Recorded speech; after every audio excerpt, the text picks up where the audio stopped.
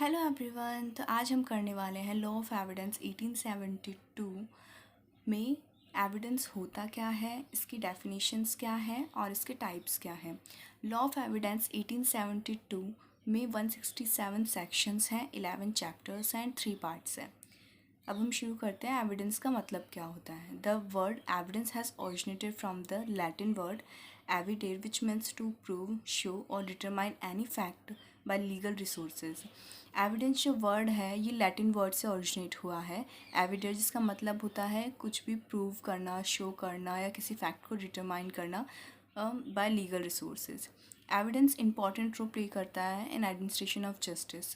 किसी भी केस को डिटरमाइन करने के लिए, कंक्लूजन तक पहुंचने के लिए एविडेंस बहुत इंपॉर्टेंट होता है। It is impossible to solve any matter in the absence of evidence. कि अगर एविडेंस नहीं है तो जो भी डिस्प्यूट है उसको सॉल्व करना, उसके कंक्लूजन तक पहुंचना इम्पॉसिबल हो जाता है। That's why it is consider as the backbone of administration of justice.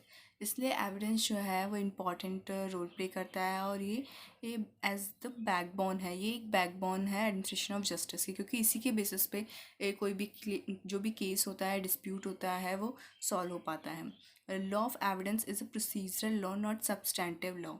It is retrospective in nature. कि जो एविडेंस ऑफ लॉ है ये प्रोसीजरल लॉ है, ना कि सब्सटेंटिव लॉ। और ये ऑपरेशन में रेट्रोस्पेक्टिव है, मतलब ये जो पास्ट की जो फैक्ट्स हैं उनको डिटरमाइन करेंगे। Definitions of evidence according to Taylor, all legal medium except argument which proves or disproves any fact are called evidence। जितने भी लीगल मीडियम हैं एक्सेप्ट आर्गूमेंट के, जो कि किसी फैक्ट को प्रूव करते हैं या डिसप्रूव करते हैं, वो सब एविडेंस होते हैं। According to Salmond, any fact or statement which has the power to prove is called evidence. तो सैलमन ने भी वही कहा है कि कोई भी फैक्ट या स्टेटमेंट है जिसमें पावर होती है किसी भी फैक्ट को प्रूव और डिसप्रूव करने की, उसे एविडेंस कहा जाता है। Types of evidence. Direct evidence. Direct evidence has important place in evidence law. Direct evidence is evidence of such fact which the witness has himself seen or heard it or perceived by his own five senses। तो जो direct evidence है उसमें जो witness होता है वो खुद देखता है या फिर सुनता है किसी भी इंसिडेंट को अकर होते हुए और परसीव करता है बाय हिज सेंसेस, तो वो डायरेक्ट एविडेंस होगा। जैसे ए ने बी को मारा और ये देखा सी ने, और सी ने कोर्ट में जाके बोला कि हाँ ए ने बी को मारा है, तो ये डायरेक्ट एविडेंस होगा कि ये सी ने डायरेक्टली देखा है किसी भी इंसिडेंट को होते हुए। सेकेंड है circumstantial evidence। Circumstantial evidence means such circumstances which are such facts or proofs in surrounding area of the incident and whose analysis shows that an incident actually occurred। Circumstantial evidence वो होता है कि जहाँ पर जो भी crime area है या फिर जो प्लेस है उसके आसपास जो भी फैक्ट्स या प्रूफ मिलते हैं एनालिसिस करने पे, जो कि ये शो करते हैं कि इंसिडेंट हुआ है या फिर किसने किया है। इसको हम एग्जांपल से देखते हैं कि बी की डेथ हो चुकी है और बी की डेड बॉडी के पास ए मिला है, उसके हाथ में नाइफ है। तो ये सर्कमस्टेंस ये शो करते हैं या फिर इसको देख के ये अज्यूम किया जा सकता है कि ए ने बी का मर्डर किया है। Primary evidence. It is considered to be the best evidence in the court's view. Courts strongly believe on such evidence. Primary evidences are those evidences which are recovered from crime scene। ठीक है, it is consider the best evidence. जो court है उसके according primary evidence जो होते हैं वो best evidence होते हैं। कोर्ट ये जो प्राइमरी एविडेंस है इनमें स्ट्रांगली बिलीव करता है और उसके अकॉर्डिंग ये स्ट्रॉन्ग एविडेंस होते हैं जो भी किसी भी डिस्प्यूट को सॉल्व करने के लिए इम्पॉर्टेंट होते हैं। प्राइमरी एविडेंस वो होते हैं जहाँ पे इंसिडेंट हुआ है वहाँ से रिकवर किए गए हैं, वो प्राइमरी एविडेंस होते हैं। Section 62 of Indian evidence act 1872 deal with the type of evidence. और सेक्शन 62 जो है एविडेंस एक्ट का वो इस चीज़ से डील करता है। Secondary evidence. It is defined under section 63 of Indian evidence act 1872 those evidences which are entertained by the court in the absence of primary evidence। Secondary evidence वो होते हैं जो कि कंसिडर किए जाते हैं कोर्ट के through in the absence of primary evidence. जब प्राइमरी एविडेंस नहीं होंगे तो सेकेंडरी एविडेंस को कंसिडर किया जाता है।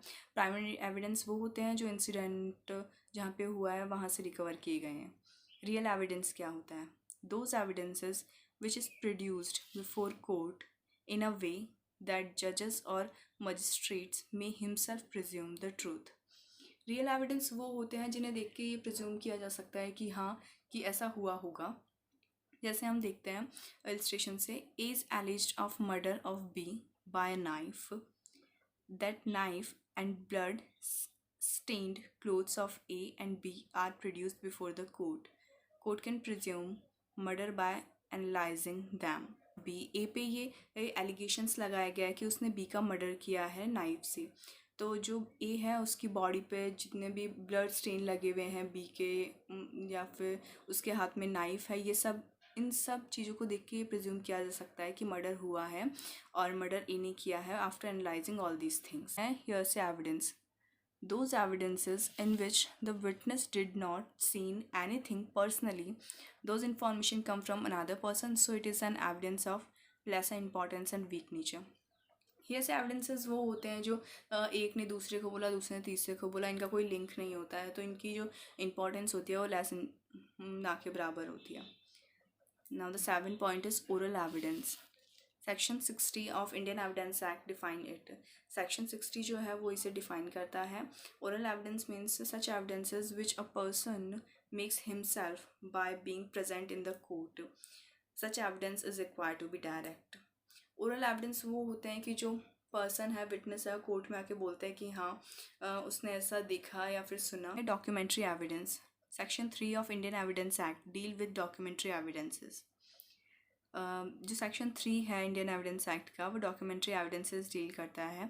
फैक्ट्स एंड डॉक्यूमेंट्स जो होते हैं ये वो होते हैं जो कोर्ट के सामने प्रेजेंट किए जाते हैं फॉर द इंस्पेक्शन, उनको देखने के लिए।